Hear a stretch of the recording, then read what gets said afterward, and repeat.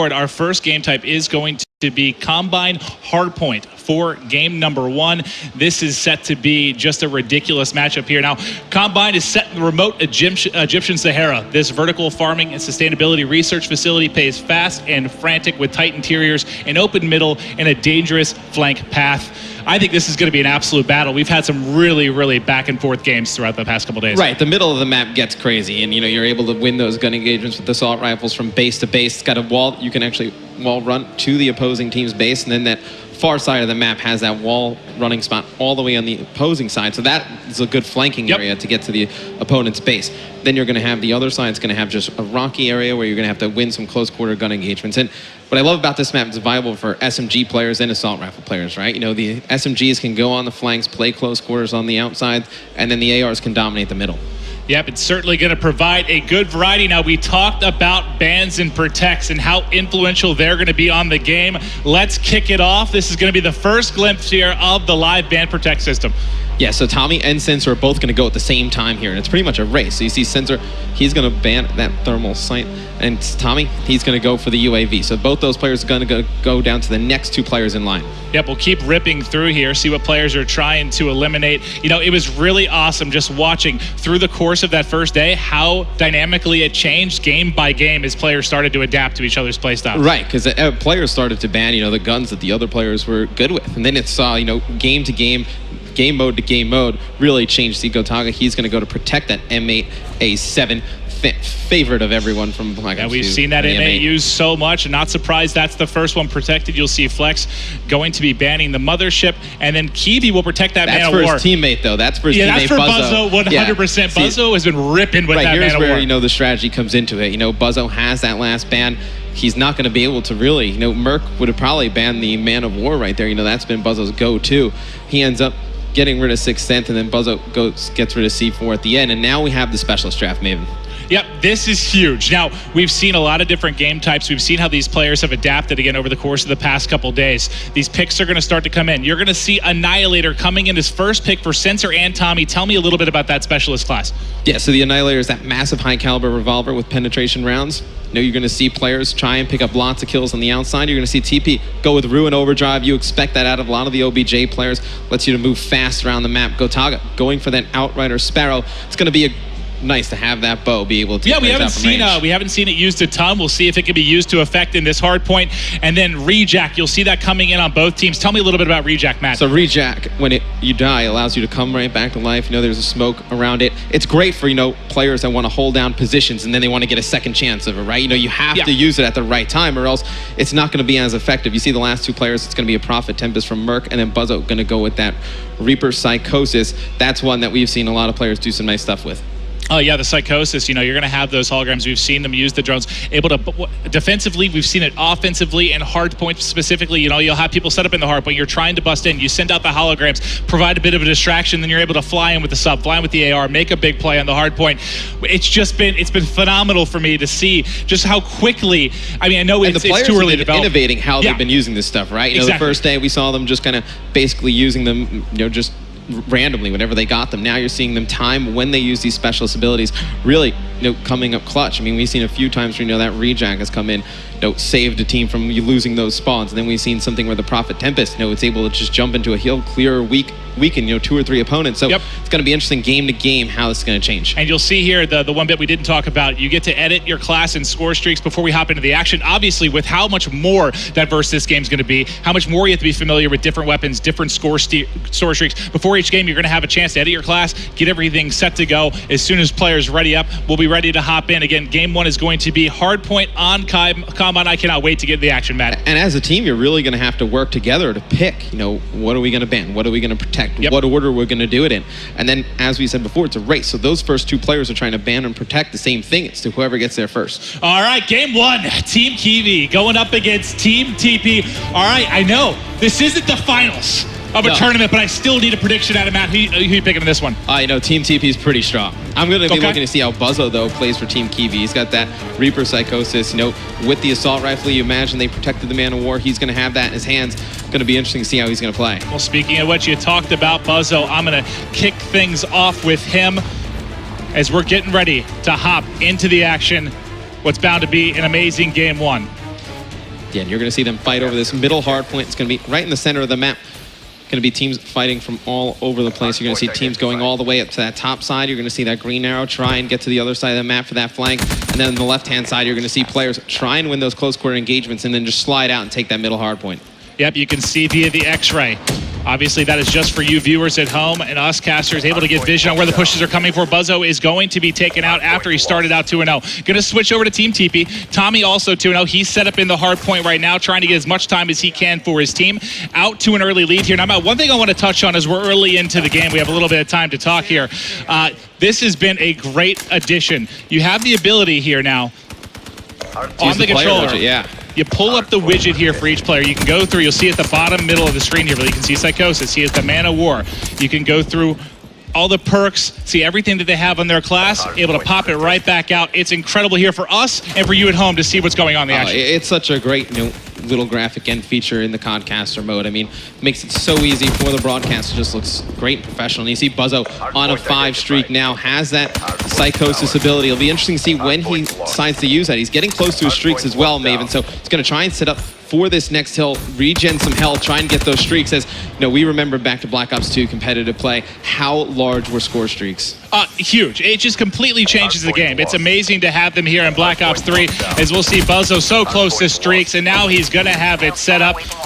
Going to have the Hellstorm missile, going to be set up for when he comes off a spawn. We're going to stay on with him, as he's got his specialist ability up. He's fully got loaded. streaks. I mean, he has his specialist ability. He has 2 score streaks. The Hellstorm and that Guardian will decide when he uses it, and that's what's going to be the whole metagame, right? You're going to have that pre-match metagame deciding, what we're going to protect, what we're going to ban, what specialists we're going to use, and then in-game, right?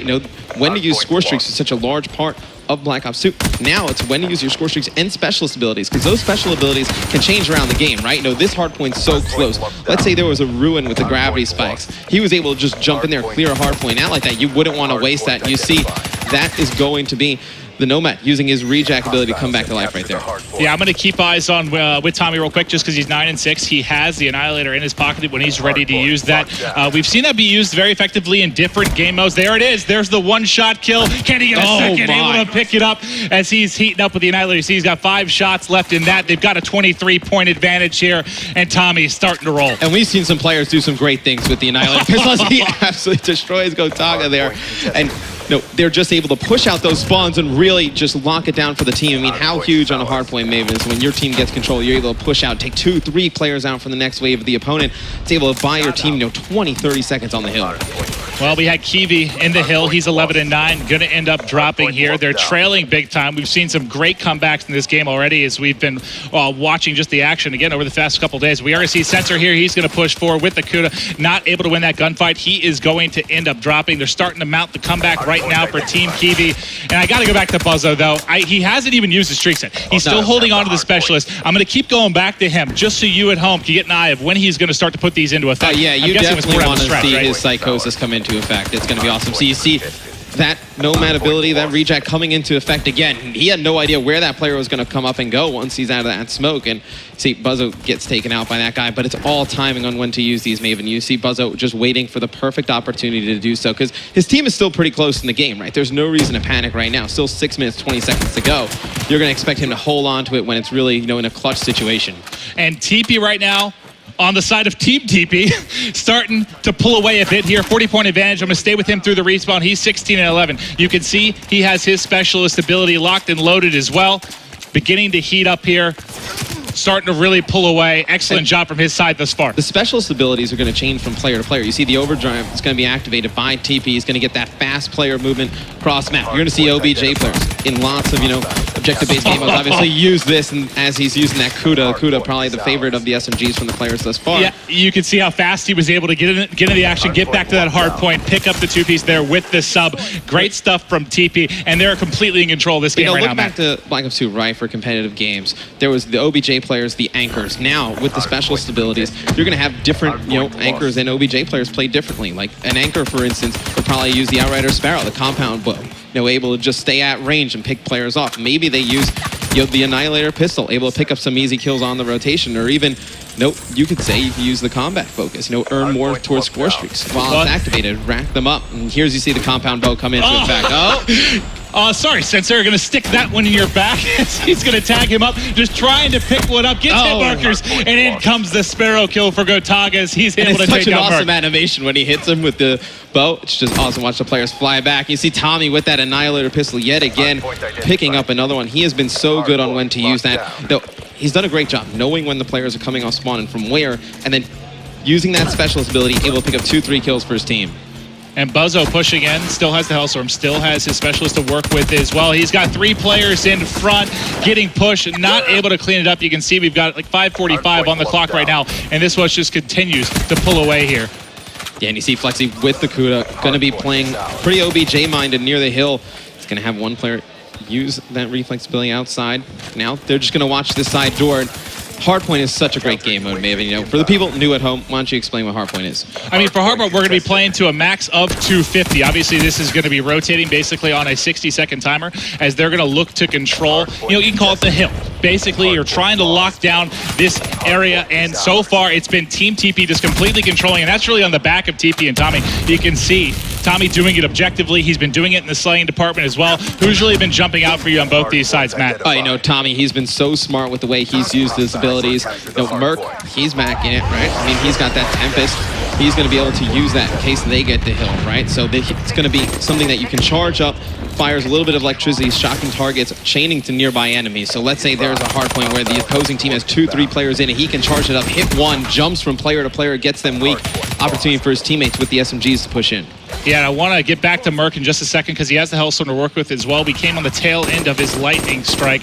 I know Tommy had the Annihilator, but let's see what he's able to do here. Merc trying to push forward. Here's his Tempest, so he's going to charge this up, try and hit one of these players, see if it jumps from player to player. He's going to shoot it, but not able to pick one up. I do like. Yeah, he got one. I think that transferred over. I didn't see if the second player was able to get cleaned up. I like when he elected to use it, though, right? Yeah. You know, the opposing team had the hill. You knew there was going to be 2 or 3 players in this short area, and you see Merc picking up a big 3-piece there with the M8A7. It's a burst rifle, Maven, just like the M8. Fan favorite from Black Ops 2. Merc looking so comfortable yet again. And there you go. You see the clone coming through. He's going to get shots in. But now it's time to call in the Hellstorm. Here it comes. Kenny lines some up. Boom. And there it is. Able to pick up one. Kiwi, unfortunately, taking it to the face there as he's going to drop it. It's going to be a 100-point advantage right now for Team TP. They've got this game locked down right now. Team Kiwi needs to turn up now, Maven. They're going to be pushing that hill from the right side. You can see the spawns coming in. Go on with one of them, maybe Buzzo as he comes off the spawn, see if he's going to make anything happen. We'll check out Buzzo. He's going to start to push forward. His teammate cleans up one. He's getting shot from the right, able to come through. You can see via X-ray. He's got one on his left. Not going to be able to clean that up, but only 42 points away is Team TP. We'll stay with Buzzo here through the respawn. Actually, I see Kiwi's on the 3 streak. Let's hop over here, see if Kiwi can get going. Not that far off the streak span. Yeah, he has that reject ability. He can, you know, build that up. Maven, when he's playing in the hill, he's able to come back a second time. Gives himself a good opportunity to win. I think that's really where you're going to see, you know, the metagame develop. You know, in the pre-game lobby, are people going to, know TP's a great player with that reject ability? Do we have to ban that? Are we that worried about that? Or are you worried about, you know, Buzzo using the Man of War? There's also stuff that you don't want in the game as well. So I love that the players are the ones that really decide all of these things. Well, we do see Tommy on the 3 streak. He's 38-26, leading all players. He's got the Annihilator in hand. Can he get forward? Sees one more, trying to line it up. The reload not in time. Going to miss that shot, and eventually he will fall. They only need 30 points to close out game number 1. Team Kiwi just cannot keep up right now, Matt. So here's where the meta really develops, Maven, right? You know, Tommy absolutely crushing here in game number 1. We've seen him really dominate with that Annihilator pistol. Does the opposing team decide to ban that going into the next game? It's got to be on their mind. You know, one of the first things that would need to go if they're going to make a comeback in this series. That's the crazy thing too, is we're talking about different game types as well. I mean, what's going to work really well in Hardpoint may not work as well in S&D. What's working well in S&D, you know, not the same for Uplink. So it's going to be amazing. And you know, obviously there hasn't been a ton of time for these games to kind of develop a meta and get forward with these players. But there's going to be so much over time. Like the way this is going to change, it's going to be so fun to watch how it works out. Month to month, day to day, the meta is going to change in this game, right? You know, players are going to say, hey, for an OBJ player, maybe this specialist and this setup works well. And then the next month, once teams start to adjust and, you know, ban some of the things that the OBJ players are using, they're going to have to pick a new kind of default loadout. So it's going to change from game to game, month to month. It's just going to be amazing for Call of Duty Esports. Well, I'm going to go on with Team Kiwi, Matt. Only 10 points more needed for Team TP. They're They would trying need to a do the miracle improbable here, Maven. They've got enough time. Can they pull the improbable? You see the point sticking in. It should be, that should be it here with the final Hardpoint. They should be able to close it out as they're going to get set up inside. That's going to be 250 for Team TP as they're able to close it out. Let's give them a round of applause in game number 1.